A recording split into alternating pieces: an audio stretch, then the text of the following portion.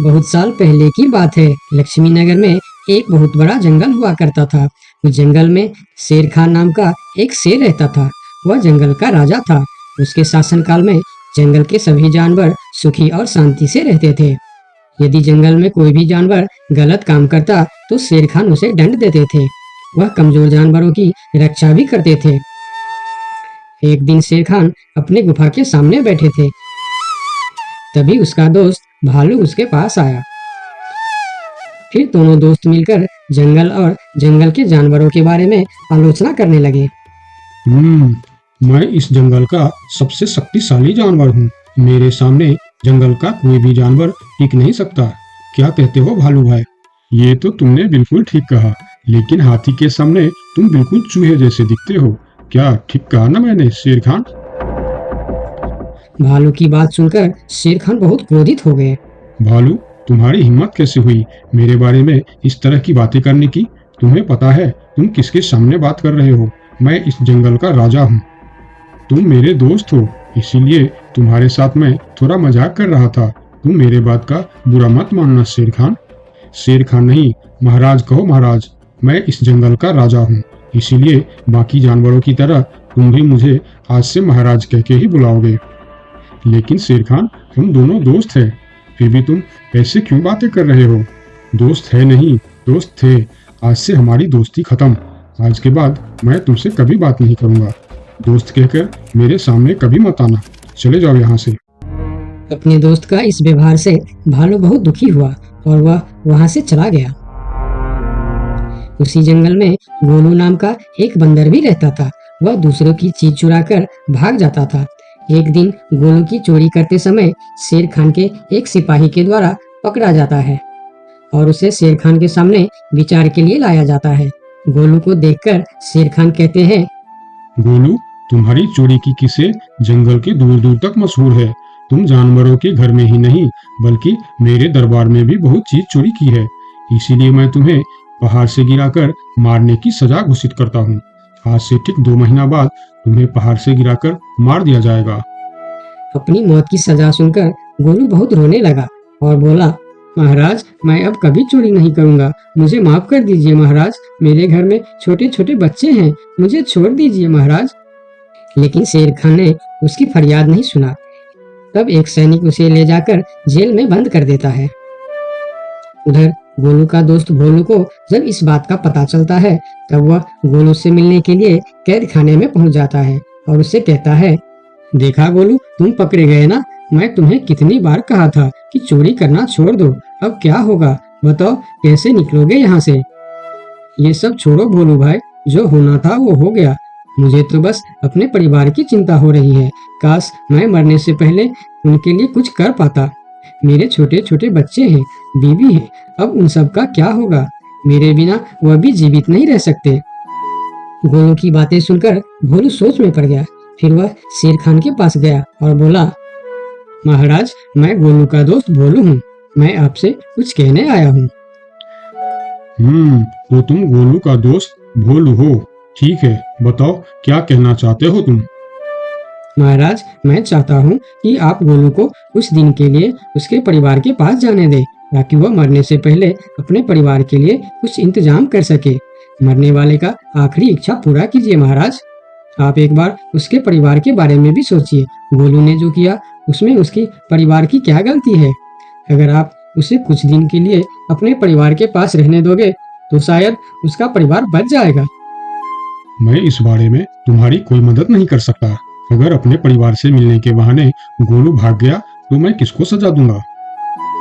शेर खान की बात सुनकर भोलू थोड़ा सोच में पड़ गया। फिर बोला, तो ठीक है महाराज, आप गोलू को छोड़ दीजिए। जब तक गोलू वापस नहीं आ जाता मैं उसकी जगह कैद खाने में रहूंगा। और अगर वो कभी वापस नहीं आया तो क्या तुम उसके हिस्से की मौत की सजा भी लोगे? थोड़ा सोचकर बताओ। हाँ महाराज, मैं इसके लिए भी तैयार हूँ। भोलू की बात मानकर शेर खान ने गोलू को कैद से निकालकर भोलू को कैद खाने में डलवा दिया। तब बाहर निकलकर गोलू ने भोलू को बोला, दोस्त, तुम चिंता मत करना, मैं समय से पहले ही वापस आ जाऊंगा। ऐसा कहकर गोलू वहां से चला गया और भोलू गोलू की जगह कैद खाने में रहने लगा। इस तरह बहुत दिन बीत गया, लेकिन गोलू वापस नहीं आया। तब एक दिन शेर खान भोलू के पास आया। देखा बंदर, मैंने कहा था ना गोलू वापस नहीं आएगा। अगर कल सुबह तक गोलू वापस नहीं आया तो शर्त के अनुसार कल शाम के समय तुम्हें पहाड़ से गिरा दिया जाएगा। अगले दिन भी जब गोलू वापस नहीं आया तब शेर खान और उनके सैनिक भोलू को लेकर पहाड़ के किनारे पर गए। फिर भोलू को खाई के किनारे खड़ा करके शेर खान ने कहा, देखा ना मूर्ख बंदर, तुम्हारे दोस्त तुमको धोखा देकर चला गया। अब तुम मरने के लिए तैयार हो जाओ। लेकिन इस बार भी गोलू नहीं डरा और बोला, कोई बात नहीं महाराज, मैं अपने दोस्त के लिए मरने के लिए भी तैयार हूँ। मैं यह जानकर बहुत खुश हूँ कि मेरा दोस्त अपने परिवार के साथ खुश है। मेरे आगे पीछे और कोई नहीं है, मैं तैयार हूँ महाराज। शेर खान और भोलू के बीच बातचीत चल ही रही थी कि तभी थोड़ी दूर पर गोलू उनके और आता हुआ दिखाई दिया। फिर पास आकर उसने बोला, तुम्हें ऐसा करने की कोई जरूरत नहीं है दोस्त। तुमने मेरे लिए जो किया उसके लिए तुम्हारा बहुत बहुत शुक्रिया। अब मैं अपनी सजा पूरी करने के लिए तैयार हूँ। महाराज छोड़ दीजिए मेरे दोस्त को। गोलू, तुम्हें वापस आने की क्या जरूरत थी? मैं यह सजा ले लेता था। तुम्हारे घर में छोटे छोटे बच्चे हैं, बीवी है, उनका क्या होगा? मेरे परिवार में मेरे अलावा और कोई नहीं है, इसीलिए यदि मैं मर भी जाऊं तो मेरे लिए किसी को कोई दुख नहीं होगी। तुम यहाँ से चले जाओ। नहीं दोस्त, गलती मैंने की है, इसीलिए सजा भी मुझे ही मिलनी चाहिए। उन दोनों की दोस्ती को देखकर शेर खान सोचने लगे, ये दोनों अपने दोस्ती के खातिर एक दूसरे के लिए जान देने के लिए तैयार है, और मैं एक छोटी सी बात के लिए अपने सबसे अच्छे मित्र भालू से दोस्ती तोड़ दी। यह मैंने बहुत बड़ा गलती कर दी। मुझे इसका प्रायश्चित करना ही होगा। किसी को मरने की कोई जरूरत नहीं है। तुम दोनों की दोस्ती देखकर मैं गोलू की सजा माफ करता हूँ। और याद रखना गोलू, अगर तुमने फिर से चोरी की तो अगली बार मैं तुम्हारी सजा माफ नहीं कर पाऊंगा। नहीं नहीं महाराज, आज के बाद मैं फिर कभी ऐसा गलती नहीं करूंगा। आज से मैं ईमानदारी से मेहनत करके अपना परिवार चलाऊंगा। आपका बहुत बहुत धन्यवाद महाराज। ठीक है, अब तुम लोग यहाँ से जा सकते हो। उनके जाने के बाद शेर खान सीधा अपने दोस्त भालू के पास गया। भालू मेरा दोस्त, मैं यहाँ तुमसे माफी मांगने के लिए आया हूँ। मैंने जो उस दिन तुम्हारे साथ व्यवहार किया वह बहुत गलत था। मैं बहुत शर्मिंदा हूँ, मुझे माफ कर दो मेरे दोस्त। लेकिन महाराज, आपने तो कहा था। महाराज नहीं, शेर खान बोलो, शेर खान। आज से तुम मुझे महाराज नहीं शेर खान ही बुलाओगे, क्योंकि दोस्त एक दूसरे के नाम लेकर ही बुलाते हैं। आज से तुम मेरे सबसे अच्छे दोस्त हो। गोलू और भोलू की दोस्ती देखकर शेर खान को अपनी गलती का एहसास हुआ और उसने भालू से माफी मांगी और दोनों फिर से दोस्त बन गए। तो दोस्तों, इस कहानी से हमें यह सीख मिलता है कि कभी कभी दूसरे के अच्छाइयों को देखकर भी हम अच्छा बन जाते हैं। इसीलिए हमें हमेशा अच्छे लोगों के साथ ही दोस्ती रखनी चाहिए और अच्छे अच्छे काम भी करने चाहिए। आपका बहुत बहुत धन्यवाद। एक समय की बात है, लक्ष्मी नगर में एक बड़ा जंगल था। उस जंगल में सोनू नाम का एक हिरन रहता था, जिसे जंगल में रहते हुए काफी साल हो गया था। सोनू का इस दुनिया में कोई नहीं था। कुछ महीने पहले ही उसका माँ बाबा गुजर गए थे। इसीलिए इस जंगल में रहते हुए उसे काफी अकेलापन महसूस होता था।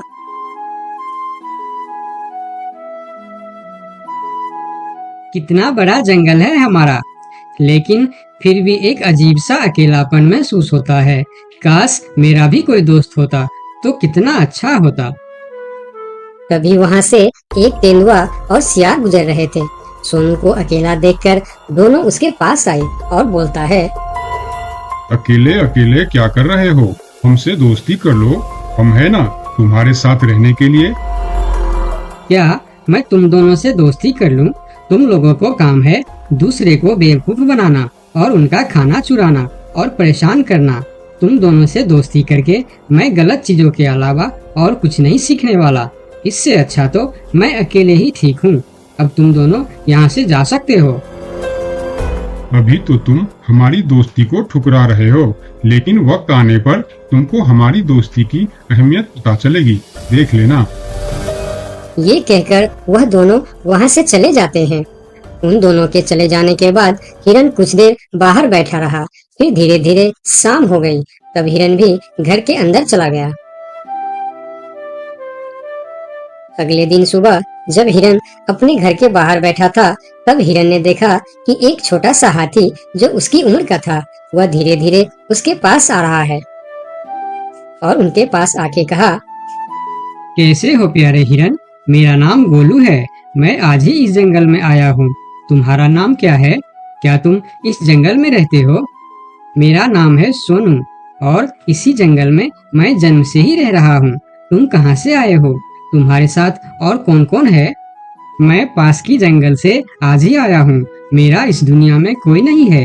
क्या तुम यहाँ अकेले रहते हो? हाँ, मैं अकेला ही रहता हूँ। मेरा भी इस दुनिया में कोई नहीं है दोस्त। सोनू, क्या यहाँ कोई ऐसी जगह है जहाँ मैं अपना घर बनाकर रह सकूं? हाँ दोस्त, इस जंगल में ऐसे बहुत सी जगह है जहाँ तुम घर बनाकर रह सकते हो। आओ मेरे साथ। फिर हिरन और हाथी जंगल के और भी अंदर चले गए, जहाँ हरियाली भी थी और जगह भी बहुत सुंदर थी। यहाँ तो मैं अपना पसंद का घर आराम से बना सकता हूँ। हाँ मेरे दोस्त, और इस काम में मैं तुम्हारी मदद करूँगा। नहीं प्यारे दोस्त, मैं अपना घर खुद बना लूँगा। मैं तुम्हारा फायदा नहीं उठाना चाहता। तुम मेरी बहुत मदद की है। ये सुनकर भी हिरन ने उसकी मदद करने का फैसला नहीं बदला और काम पर लग गए। जंगल से अच्छी लकड़ियाँ और पेड़ इकट्ठा करके दोनों ने मिलकर 2 दिन के अंदर ही एक झोपड़ी जैसा घर बना डाले। तुम्हारा बहुत बहुत शुक्रिया दोस्त। अगर तुम नहीं होते तो मैं इतना आसानी से ये घर नहीं बना पाता। शुक्रिया की कोई जरूरत नहीं है। तुम मेरे प्यारे दोस्त हो। ये तो मुझे करना ही था। उस दिन से दोनों की दोस्ती और भी गहरी हो गई। इधर शाम होने वाली थी। हिरन अपने दोस्त से विदा लेकर अपने घर की ओर चलना शुरू किया। हिरन रोज हाथी के घर आता और दोनों सारा दिन साथ ही रहते थे। एक साथ खाते थे और मजे भी करते थे। एक दिन सोनू हिरन हाथी के घर नहीं आया तो उसे हिरन के लिए चिंता होने लगा। वह फिर चलकर हिरन के घर जा पहुंचा। अरे क्या हुआ दोस्त? तुम आज मेरे घर क्यों नहीं आए? तुम्हें ना देखकर मैं बहुत परेशान हो गया, इसीलिए मैं इधर चला आया। दोस्त, मेरा तबीयत खराब है। पूरे शरीर में बहुत दर्द हो रहा है। मैं ठीक से खड़ा भी नहीं हो पा रहा हूँ। हाथी आगे आया और हिरन के शरीर को छू कर देखा कि हिरन को तो बहुत तेज बुखार चढ़ा है। दोस्त, तुम्हें तो बहुत तेज बुखार है, लेकिन ये सब अचानक कैसे हो गया? ये कहकर हाथी ने थोड़ा देर सोचा और बोला, मैं अभी आता हूँ। तुम बिल्कुल चिंता मत करना, तुम ठीक हो जाओगे। इतना कहकर हाथी वहाँ से चला गया और सोनू हिरन उसका इंतजार करने लगा। लेकिन कई घंटे गुजर जाने के बाद भी हाथी नहीं लौटा। हिरन निराश होकर बैठा रहा। थोड़ी देर बाद वही तेंदुआ और सियार उसके पास आ गए और कहने लगे, सोनू हिरन, तुम्हारी तबीयत का पता चला तो हमें बहुत दुख हुआ। ये देखो, हम तुम्हारे लिए खाना भी लेकर आए हैं। उन्होंने कुछ फल हिरन के सामने रख दिए और फिर उसको खाने के लिए कहते हैं। तुम लोगों का बहुत बहुत शुक्रिया। मुझे बहुत भूख लगी थी। अरे हिरन भाई, इस समय तुम्हारा तबीयत खराब है और वह तुम्हारा दोस्त कहाँ है जो हमेशा तुमसे चिपका रहता है? पता नहीं कहाँ गया है। सुबह एक बार आया था, उसके बाद अभी तक लौटा नहीं। हाँ, उसने सोचा होगा कि तुम्हारी बीमारी में सेवा करनी पड़ेगी, इससे अच्छा तो हम भाग ही जाते हैं, इसलिए वह गायब हो गया। अच्छा दोस्ती निभाया उसने। नहीं नहीं, ऐसा नहीं हो सकता। वह मेरा बहुत अच्छा दोस्त है। ऐसा ही हुआ है। हमने कहा था ना कि वक्त आने पर हमारी दोस्ती की अहमियत समझेगी। यही वह समय है। उनकी बात सुनकर सोनू हिरन को बहुत दुख हुआ। फिर वह वहाँ से चला गया। धीरे धीरे शाम हो गई, लेकिन हाथी का कोई अता पता नहीं था। हिरन के तबीयत में भी कोई सुधार नहीं हुआ। अगले सुबह फिर से वह दोनों हिरन के घर पर आए। आज भी दोनों ने हिरन के लिए कुछ फल लेकर आए थे। हिरन बहुत खुश होकर खाने लगा। उसे अपने आप पर शर्म आ रहा था कि जिन जानवरों को वह बुरा भला कह रहा था, आज मुसीबत में वही उसके काम आ रहे हैं। वह हर बार उनका शुक्रिया कर रहा था और माफी भी मांग रहा था।